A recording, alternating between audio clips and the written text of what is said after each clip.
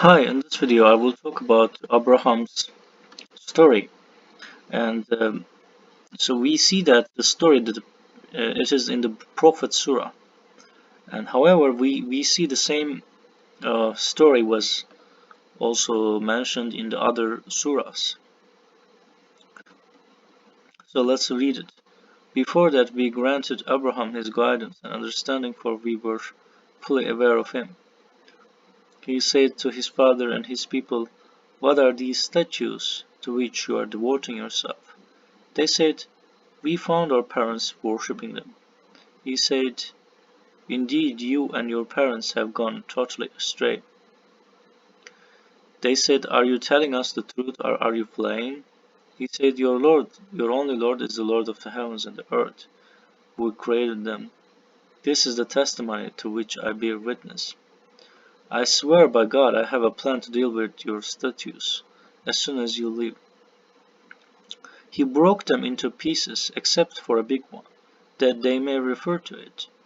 So here, this story it seems like lengthy story, one of the lengthiest stories related to prophets, and it is important that it explains why bad people incline to believe, and actually the polytheists actually do not really believe.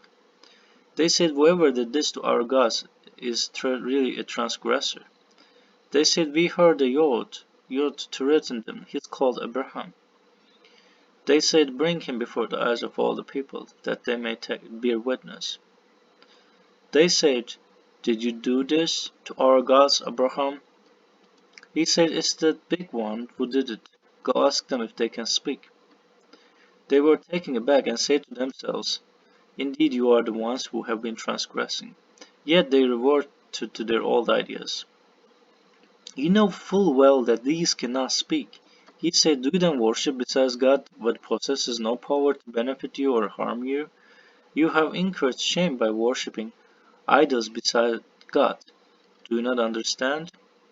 They said, "Burn him, support your gods, if this is what you decide to do." We said, "O fire, be cool and safe for Abraham." So, interestingly, so from this surah, looking to this surah, we see that so they want to believe those statues, but actually their ego is actually controlling them. They know that the statues cannot do that. It's just they want the pleasure of believing, but they're believing the wrong thing. And once you believe in object, and you're not much responsible. Thus they schemed against him, but we made them losers. We saved him, and we saved Lot, the land that we blessed for all the people. And we granted him Isaac and Jacob as a gift, and we made them both righteous. So another thing in this surah is that so this is the miracle of God. We see that far be cool and be safe for Abraham. So this is the miracle, and interestingly, the way that uh, Abraham spreads religion is actually physically breaking the statues, and also the way that God shows the miracle is uh, that way. So he actually didn't do much uh, bad thing, but he wanted to tell them a story, and so and also from this story we know that what Abraham did is actually not very much. So hurting the statues. However, the bigger problem here is that um, so they're really aggressive people. They want to kill him just for this simple thing. And to do this simple thing, they don't ask the statues. They're just judging according to their like randomly. So and we saved him, and we saved Lot, the land that we blessed for all the people, and we granted him Isaac and Jacob as a gift, and we made them both righteous. We made them imams and guided in accordance with our commandments. And we taught them how to work righteousness and how to observe salat and the obligatory charity. To us, they were devoted worshippers. As for Lot, we granted him. So this is also interesting that we made them imams who guided in. So, and also it made me think that, so as far as I know, Abraham is the one who approached God and tried to understand God first time. In the Quran we can see this. So, and also, and it makes me think, so God chooses them because they approach God. So yeah, it's the same logic, like God actually choosing them. However, they approach God uh, to be leader. So they are volunteer. They are not like doing things forcefully. They found the reality, and they're doing their best to do this, to serve for God. As for Lot, we granted him wisdom and knowledge, and saved him from the community that practiced abominations. They were wicked and evil people. We admitted him into our mercy, for he was righteous. So here the thing is, similarly, the Lot people also was aggressive, and they didn't want Lot to be there. So there are similarities between these prophets. They're all so they did their best, and the message reached, and they were not liked. So the um, truth appears to be changed the way that they think. So they gave the message, it increased their hate.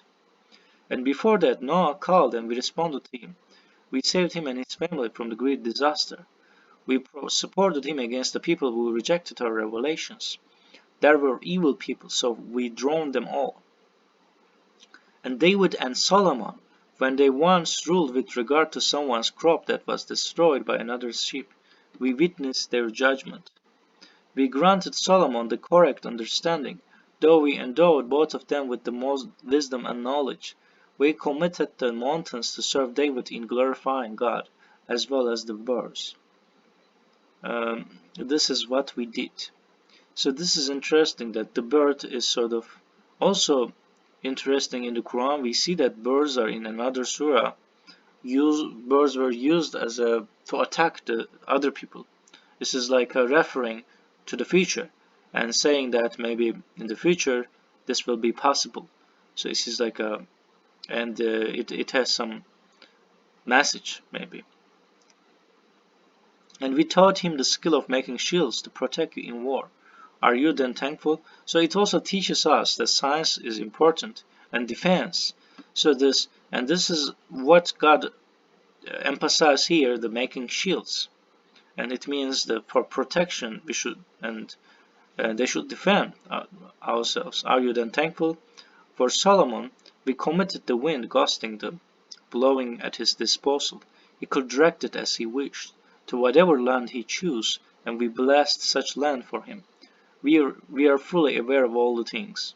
And of the devils there were those who will die for him, or do whatever else he commanded them to do. We committed them in his service. So it is interesting that at that time there are other supernatural things occurring. So this is one of the God's miracles and God things. So now we don't have those things, but we have similar tools and machines. So in another surah, we see that they were unable to reach, so other creatures were unable to reach the world. So maybe one of the possible reasons is that so to equalize, so they were disappeared because um, the other things, the material things, have surpassed, and that becomes more important. So, but we can see that there is a balance, and more importantly, there is always an environment to test us. So let's say water, let's say other things, let's say fuel and energy. So it tests us.